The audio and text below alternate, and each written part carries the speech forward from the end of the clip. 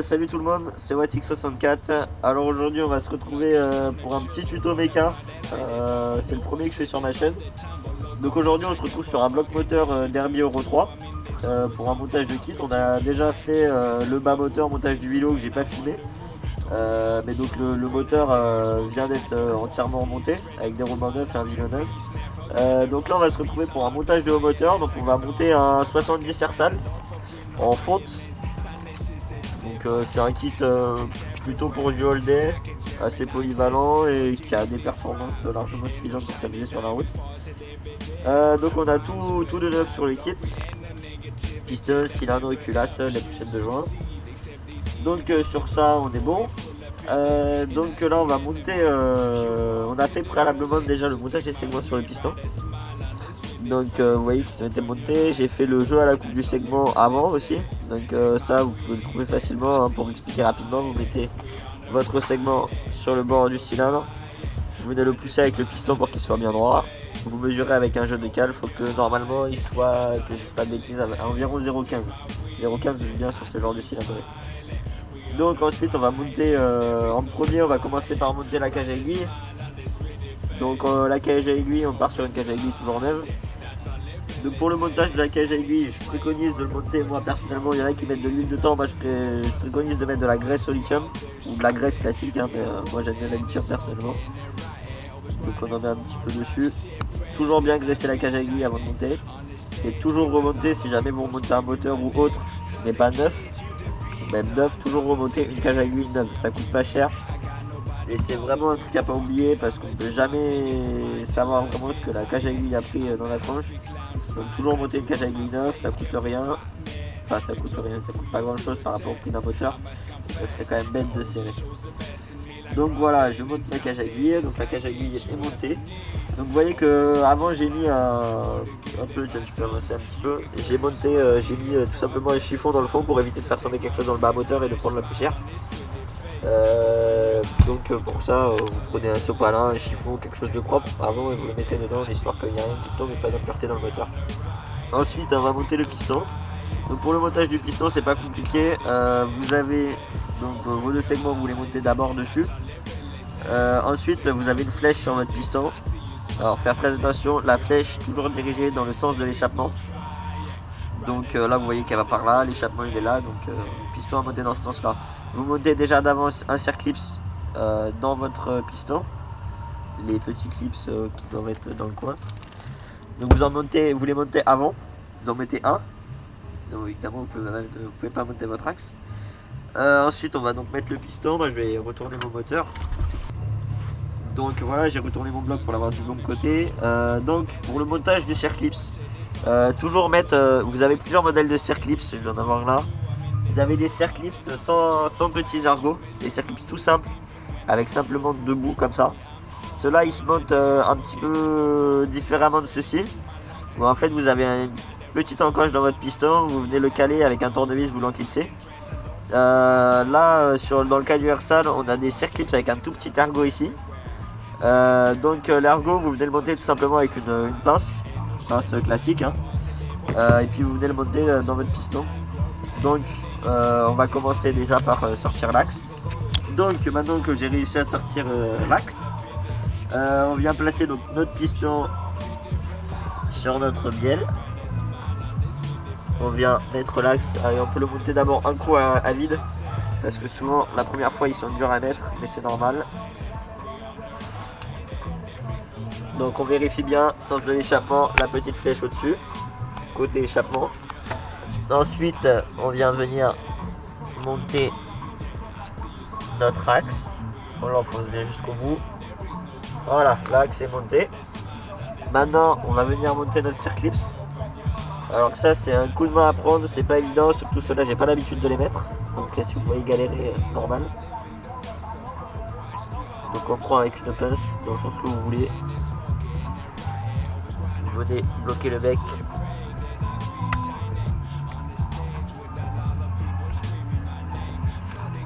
Et vous l'enclipsez. Ensuite on vient le mettre. On vérifie que l'axe est bien poussé au maximum. Là par exemple c'était pas le cas. Donc le circlip c'est pas totalement dedans. Donc on vient chercher, hop, voilà. Et dès que le circlip on vérifie qu'il est bien monté dans la gorge, donc on lui fait faire un petit tour pour être sûr qu'il est bien coincé dans la gorge, que le circlip ne sorte pas. Si jamais le circlip sort de votre moteur avec la force centrifuge ou quoi que ce soit, votre moteur il est mort.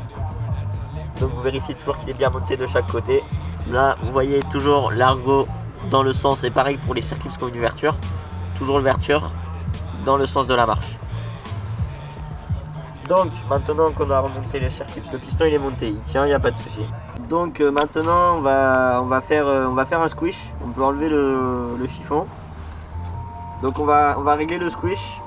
Pour régler le squish c'est simple. Vous prenez votre joint en base qui est fourni par Versal, c'est le joint du kit, c'est un petit joint en alu. Vous venez le placer tout simplement. Donc maintenant on vient monter tout simplement notre cylindre. On n'a pas besoin pour l'instant juste de faire le squish, de huiler particulièrement. On le fera en montage mais là on n'a pas besoin. Donc c'est l'étape un petit peu casse-pied, surtout sur les bisegments. Vu que là on est sur le kit font, on n'est pas en monosegment. Il faut venir pincer les deux segments, passer le cylindre et faire rentrer le piston avec les segments. Donc pour le squish, alors on prend un fil d'étain d'1 mm, en général 1 mm, 1 mm 5, ça dépend. Là le squish recommandé par Versal, que je ne dis pas de bêtises, il me semble qu'il est de 0,8. Donc on vient simplement mettre notre petit fil d'étain. Alors donc pour le squish, chose importante, quand vous montez votre fil d'étain, on le met toujours dans ce sens, pas de côté, simplement parce que votre piston, quand il est poussé par la bielle, il va avoir un léger jeu, donc il va plus pousser d'un côté que de l'autre. Donc en fait on va prendre simplement ce sens là, on va prendre les deux valeurs de chaque côté et ensuite on fera une moyenne des deux côtés pour le squish. Donc moi personnellement je préfère le monter avec un petit bout de scotch, comme ça on est sûr qu'il bouge pas. C'est pas obligatoire, hein, tout le monde ne le fait pas forcément, mais je trouve ça mieux. N'importe quel scotch, hein, on s'en fout, ça c'est vraiment l'histoire de le maintenir un tout petit peu. Donc ensuite on vient mettre la culasse avec donc son dôme. Donc on vient régler notre fil dynamétrique sur 19 Newton. Et on vient serrer toujours en croix.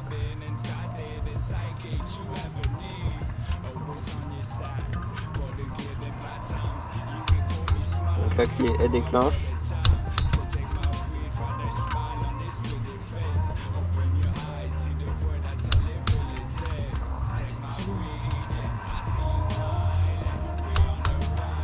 Donc notre culasse elle est serrée.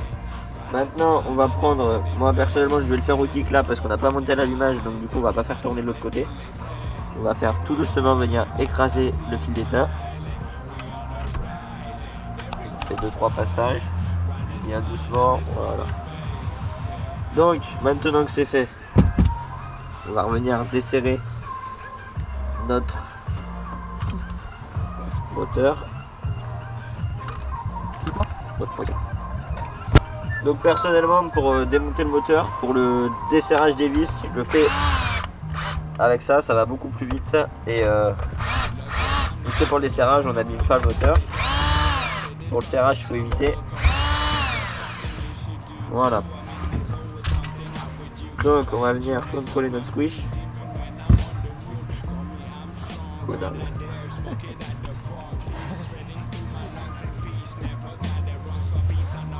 Donc là par exemple sur du fil de 1 mm, on voit que le fil est contrôlé mais il n'a pas été écrasé.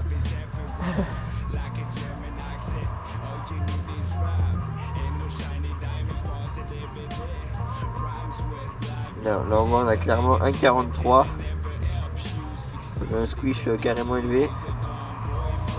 1,46, donc ça nous fait environ 1,45 de squish. On va mettre des joints là, non? Donc là, on voit clairement que le squish est trop élevé. Donc on va renlever le cylindre. Donc finalement, après vérification, parce que j'avais quand même trouvé ça un petit peu louche que le joint qu'il livre avec, en livrant qu'un seul joint, il soit pas bon. Finalement on a vu directement avec Ersal, en fait le squish recommandé sur ce cylindre il est à environ à 1,4, donc en fait on a tout simplement dit de le monter avec ce joint là qui donne avec. Donc on va pas se casser la tête, hein. De toute façon c'est un 70 fonds sur un cylindre fond, ça sert à rien de se casser la tête à faire un squish. Donc on va le monter avec le joint d'en base qui est livré avec, tout simplement, hein. Au moins je vous aurais montré rapidement le principe comment on fait un squish.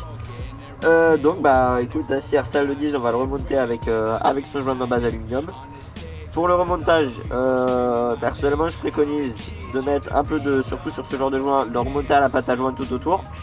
Personnellement j'utilise de la CAF. La CAF 1 c'était très bon joint d'en base. Enfin, je la trouve personnellement très polyvalente, même à l'échappement vous pouvez la mettre, elle est vraiment solide. Donc de la CAF, on va en mettre un petit peu tout autour discrètement là, et bien évidemment en dessous aussi, on va pas en mettre que sur le dessus, donc on va enlever le joint. Ensuite on va lubrifier le piston, le cylindre, et puis on va remonter tout ça. So take my weed, write that smile on this pretty face. Open your eyes, see the word, that's all it really takes. Take my weed, yeah, I see you smile. Donc on vient mettre la pâte, tout simplement, sur le bord. On en met une fine couche, hein, ça sert à rien de mettre une grosse couche. Voilà, on vient bien en étaler. Ici, très important, on en met bien autour du passage d'eau.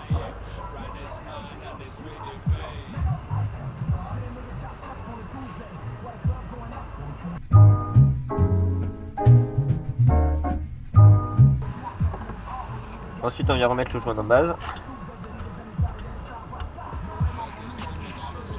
Voilà, on plaque bien. On vient remettre une couche par-dessus le joint. And you should do too. I mean, there's always something up with you, trying to mess up my mood, even when I'm on the moon. Call me. Donc ensuite, on va venir mettre un peu d'huile sur notre cylindre. Pour l'huile, personnellement, j'utilise là pour les remontages moteurs, c'est de la Motul 800. Vous mettez tout simplement l'huile de mélange que vous allez mettre dans votre essence après. Moi j'en mets avec une burette, mais on s'en fout, vous pouvez le mettre à la main, hein. Hop, on lubrifie bien, très très important. On enlèvera le surplus après, mais c'est vraiment important de bien lubrifier le cylindre.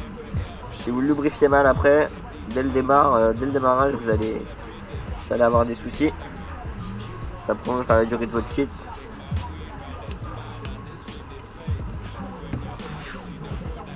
Il faut y aller, n'hésitez pas à mettre la dose, on enlèvera le surplus après, il n'y a pas de souci. Donc, une fois que le piston a été lubrifié, la pâte à joint a été déposée, on n'attend pas trop longtemps, le temps que la pâte sèche pas. Pendant le temps on monte le cylindre. On a bien lubrifié les deux. On va venir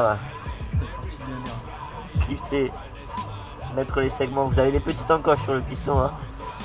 Faire bien attention à ces encoches pour venir mettre le segment dessus, sinon on ne pourrait pas le comprimer tout simplement.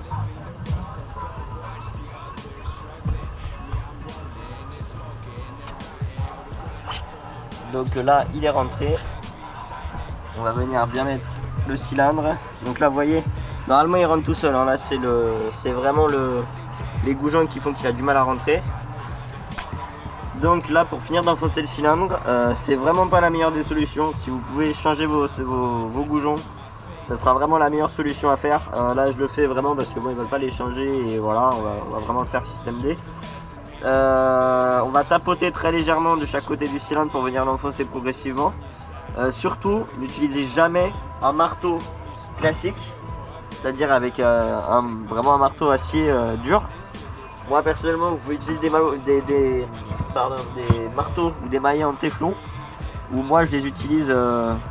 Moi j'utilise le modèle Facom personnellement avec un embout, vous voyez, qui ne va pas abîmer le support sur lequel vous tapez, surtout que c'est une partie en aluminium, donc vous pouvez vraiment l'abîmer facilement. Vous utilisez des bouts en téflon ou en laiton aussi, ça marche pas mal, et vous tapez délicatement, tout doucement, pour faire rentrer votre cylindre. Voilà. Donc vous voyez, là maintenant il repose bien sur le joint d'en base. On vérifie.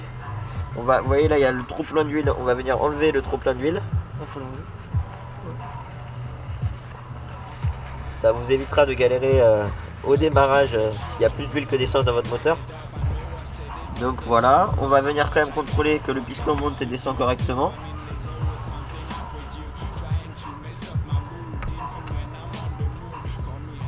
Donc là vous pouvez voir le bon fonctionnement de votre piston. Et en fait vous voyez par rapport à Airsal, ce qui préconise au niveau du squish, là on voit que le piston monte bien au bord, il n'y a pas de souci. En fait c'est tout simplement la culasse qui est taillée avec un dôme exprès pour donner un volume plus grand. Donc du coup forcément on peut pas avoir le squish idéal même en changeant le joint de base. Donc maintenant on va monter la culasse. Donc avec votre culasse vous avez des joints toriques sous différentes formes, là en l'occurrence c'est des joints toriques ronds classiques. Donc pour monter les joints toriques à la culasse, je vous préconise pareil de les monter à la pâte à joint. Ça vous évitera d'avoir des soucis, notamment celui-ci. Tout le monde ne dit pas forcément, après il y a plusieurs écoles entre guillemets, mais tout le monde ne vous dit pas forcément de le monter à la pâte à joint, mais c'est celui qui va protéger directement votre cylindre de votre liquide de refroidissement ou de votre eau en fonction de quoi il vous tournez. Moi je préconise de mettre parce que si vous avez la moindre goutte de liquide qui vient dans votre cylindre, je vous garantis que vous n'allez pas apprécier. Du coup, on va venir l'enlever. Du coup, moi je préconise toujours, vous prenez un petit peu de pâte à joint. Vous allez en mettre délicatement, vous mettez pas comme un bourrin non plus, vous mettez vraiment très fin, très très fin. On my rap shit, pray that I be shining on the stage with a lot of people screaming my name. For the kids, you the beast on top of the game, but see I'm dreaming. Ensuite, les joints toriques du goujon. Moi là, j'en mets un peu sur ma main et je viens les badigeonner comme ça. Je viens le monter sur le goujon, voilà. Vous mettez un peu dans votre main, vous venez badigeonner le joint. Voilà, on se casse pas la tête. Vous allez le remettre dessus. Et vous faites ça pour les 4. Take my weed, write that smile on this pretty face. Open your eyes. Ensuite, on va monter donc le dernier joint torique de la culasse, qui lui vient se monter directement sur les bords de votre culasse. Donc lui pareil, montez-le avec de la pâte à joint. On va faire la même technique que pour les petits joints de goujon. Vous en mettez dans votre main. Vous pouvez mettre la dose et vous venez faire tout le tour de votre joint. Write a smile on this pretty face. Hey, open your eyes. Yeah, that's all. Voilà, une fois que vous avez mis bien de la pâte à joint dessus, on va venir le placer délicatement.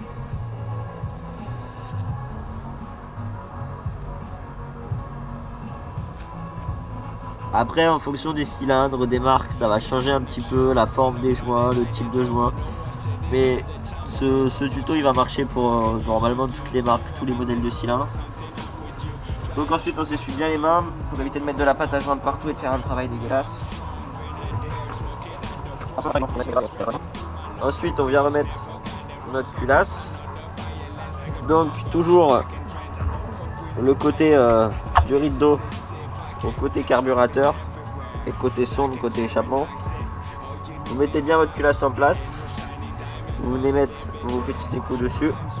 I've glory and the negativity that never helps you succeed. Except these idiots, a dumb boy full of pity. It is the enemy.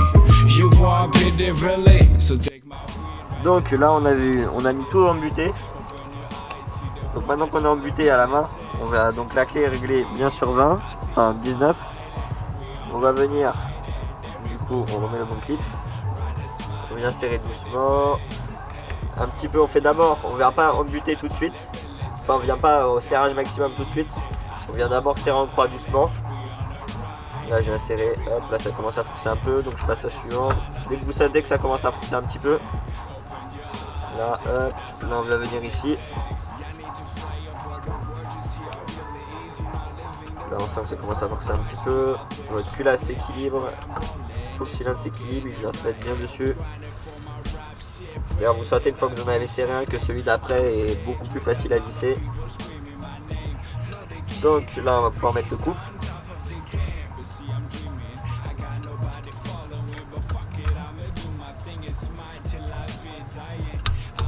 Là, la clé déclenche. Là, la clé déclenche. Là, la clé déclenche. Et là, elle déclenche aussi. Donc là, on vérifie. Hop, ça déclenche. Ça déclenche. Ça déclenche. Et là aussi. votre culasse elle est serrée. Vous pouvez voir là, on a le petit surplus de pâte à joint. Vous inquiétez pas, dans votre moteur vous n'en aurez pas beaucoup non plus. De toute façon au démarrage tout ça, ça va partir. Une fois que ça sera bien sec, on laisse sécher la pâte tranquillement. Une fois que ça sera bien sec, on pourra enlever le surplus à l'extérieur. Là ici on voit qu'il y en a un tout petit peu, mais vraiment c'est très très fin. Donc normalement votre moteur, votre culasse est bien étanche, tout est bien remonté. Vous pouvez vérifier en mettant quelques petits coups de clic. Là vous pouvez mettre votre doigt, vérifier que ça comprime. Là vous voyez que ça comprime bien. Donc on est bon. Alors maintenant on va venir remettre notre bougie. Donc là la bougie je l'ai vissée rapidement dessus. Pour le serrage de la bougie, c'est contact et un quart. Vous vérifiez qu'elle est bien serrée. Je mets toujours un petit peu plus personnellement, mais surtout vous la serrez pas trop fort. Si vous serrez trop fort votre bougie, vous allez foirer votre pas de vis et là vous allez être mal. Donc ça c'était pour le serrage de la bougie. Ensuite on va venir remonter notre accord de durite. Donc là personnellement je vais le monter encore à la pâte à joint. C'est pas obligatoire, tout le monde ne le monte pas à la pâte. Au moins vous êtes tranquille, vous en mettez un petit peu sur le filetage. Voilà. Pensez à bien fermer votre tube de pâte. Ça vous évitera de vous retrouver bêtement avec de la pâte séchée partout. Voilà, vous en mettez un petit peu sur le filetage. Vous prenez la bague en alu qui va venir se placer dedans. Je vais le placer tout bêtement dedans, ne vous cassez pas la tête. Ensuite vous dévissez votre bouchon. Alors attention au filetage, parce que c'est un filetage vraiment très fin.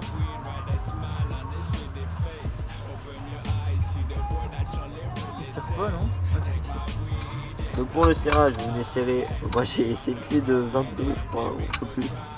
Là j'en ai pas sous la main, du coup je crois que la balle c'est pareil, faites très attention à votre force. Et vous serrez. Voilà. Donc là, votre accord. Ensuite vous laissez pareil la pâte à joint sécher. Votre accord est mis, votre bougie elle est mise. On va venir remonter le petit voyant, c'est pour votre moteur, la petite sonde de température. On va la remonter tout de suite, je vais aller la chercher. Ensuite on va remonter la sonde, donc pareil, hein, on est là fixé. Ça change pas. Vous n'êtes pas obligé de mettre de la pâte à joint dessus. Là j'en mets pas, elle a un bon joint dessus, donc on s'en fout. Hop, on prend la clé de 21, c'est la même que la bougie. Bon bah voilà, ce tuto méca est fini maintenant. Donc normalement si vous avez bien suivi les étapes, même si c'était peut-être pas très clair, vous devrez vous en sortir. Si vous avez tout bien monté, bah ça devrait bien marcher. Pensez à bien vérifier si vous montez un kit supérieur, à bien vérifier votre température moteur en fonction de l'allumage que vous montez dessus. Pensez à bien le caler correctement et faire attention à ce que vous mettez comme avance si vous avez un allumage à avance variable, je vais y arriver. Donc voilà, faites attention à la température, l'histoire de pas serrer. Faites un petit rodage quand même. Si vous avez juste le haut moteur, vous faites 2 pleins on va dire. Et si vous faites un moteur complet, vous pouvez faire un bon 4 pleins. Donc voilà, j'espère que ce tuto vous aura aidé. Si vous avez bien suivi mes étapes, ça évitera que votre moteur finisse dans cet état là. Donc là vous allez pleurer sinon. Et puis sinon je vous dis à plus. Open your eyes, yeah, that's our living.